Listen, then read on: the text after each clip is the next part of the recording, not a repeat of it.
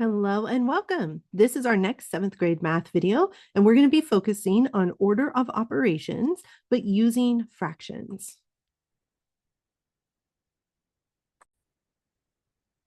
Okay, here is our first example that we're going to work on.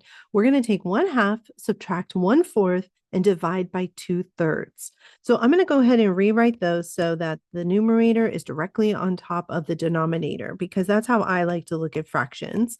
Now, if it doesn't bother you when it's typed this way and we're using a slash, that's totally fine. You don't have to rewrite it, but I'm doing so because that's my preference.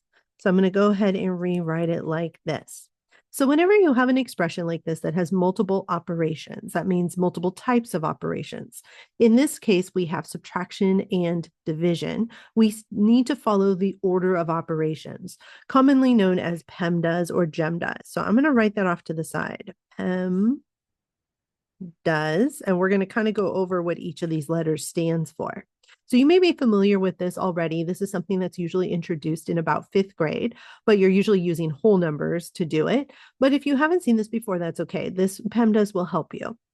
So P stands for parentheses, then E stands for exponents, M and D stand for multiplication and division, and those are considered to be the same level of importance. So if you have more than one, or you have both multiplication and division, you're going to move from left to right. So that's what we call a left to right movement.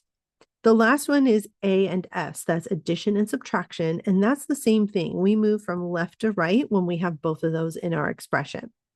Okay, so let's go back look at the expression we have. We have subtraction and division. So according to PEMDAS, we don't have any parentheses, we don't have any exponents, so we don't have to worry about those. We do have division. We don't have multiplication, but we do have division. So since division comes first before subtraction, that's the piece we're going to do first. So we're going to go ahead and do this 1/4 divided by 2/3 first. Okay, so for that, we're going to be using keep, change, flip.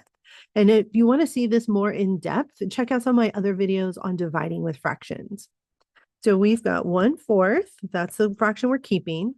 We're changing from division to multiplication, and then we're going to flip this second fraction around so that it is 3/2. Then we're going to go ahead and multiply that. 1 times 3 is 3, and 4 times 2 is 8. So this segment of our expression is going to be equal to 3/8.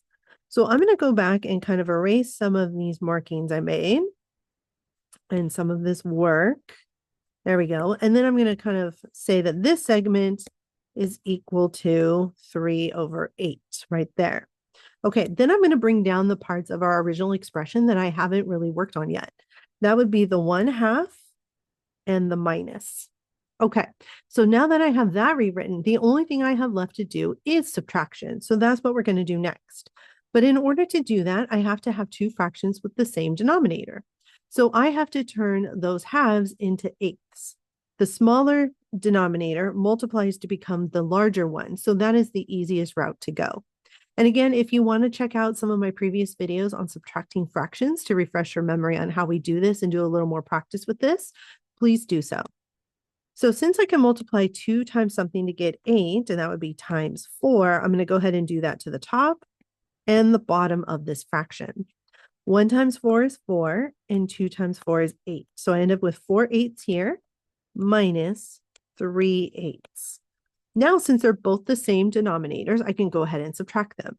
4 minus 3 is 1, and the 8 stay the same. We don't do anything with those. Those just stay the same size pieces that we had in the beginning. So our final answer to this expression would be 1/8. Okay, here is our next example. We're going to take 4/5 plus 2/5 times 3/4 minus 1/4. Okay, so again, I'm going to rewrite those so that the numerator is directly on top of the denominator, just because that's how I like to see my fractions. And you don't have to do that if it doesn't bother you the way it's written, but if you want to, that's totally fine as well. Okay, I'm also going to rewrite PEMDAS over here, parentheses, exponents, multiplication, division, and addition, subtraction. So P is for parentheses, E exponents, multiplication, division, left to right, addition, subtraction, left to right. Okay, let's go back and look at our expression. I see we have adding, we have multiplying, and subtracting. Well, out of those three, multiplication comes first because it comes before adding and subtracting. So this is the segment of the expression we're going to calculate first. So since we're multiplying fractions, we can just multiply the numerators and multiply the denominators.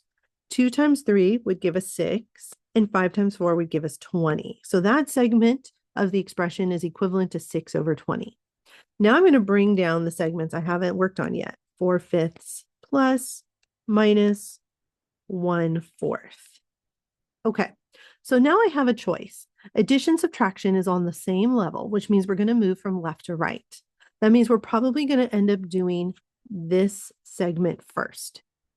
Now, in order to do that, I need to have the same denominator for all of those. So I need to change fifths into 20ths by multiplying the smaller one, or the 5 times 4, and the top times 4. That will give me an equivalent fraction that's over 20. But I also noticed that the second part of this expression is going to be subtraction, where I also have to have equal denominators, or the same denominator.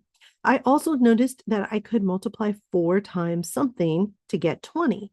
So I think I'm going to go ahead and do that. I'm going to change this to times 5 and times 5. That way, all my fractions now will be over 20, and that will be the common denominator for all of them. So this first one here, 4 times 4 is 16, and 5 times 4 is 20. Then I'm going to keep that plus in between. I'm going to keep 6 over 20 the same, keep the minus in between. 1 times 5 is 5, and 4 times 5 is 20. So now all of these fractions can be added and subtracted with the same denominator. Okay, so like I said, addition subtraction moves from left to right. So that means we would do this segment first. 16 plus 6 is 22. And I'm going to write it over here just because I don't really have a lot of space down there, over 20. Then I would have to come back and subtract the 5 over 20 and do that next. And that would leave me with 17 over 20. So that is my final answer here. 17/20 is my evaluation of this expression. Okay, here's our last example for today's video. You may have noticed we're doing a few less examples in today's video, and that's because these ones are kind of multi-step. They take a little bit longer, and you're getting a good review of all the different fraction operations all in one problem. And you're getting a review of order of operations on top of it. So I felt like, 3 was enough examples for us to do today. So I'm going to go ahead and rewrite this as 4/5 minus 3/4 plus 1/2 times 1/5. Okay, I'm also going to write PEMDAS over here. PEMDAS, parentheses, exponents, multiplication, division from left to right, and addition, subtraction from left to right. Okay, in this expression, we have subtraction, addition, and multiplication. Multiplication comes before adding and subtracting, so that is going to be our first segment we're going to do. So we're going to go ahead and multiply these two fractions over here. 1 times 1 is 1, and 2 times 5 is 10. So that is equivalent to 1/10. Then I'm going to bring down these ones I haven't worked with yet. 4 over 5 minus 3 over 4 and plus. Okay, so now to add these together, they have to have the same denominator. And the reason I'm choosing to, subtract, because addition subtraction moves from left to right. So that means we have to do this segment next. Even though it's listed second in PEMDAS, it's going from left to right, so we have to do that subtraction first. So I'm going to go ahead and change these to a common denominator.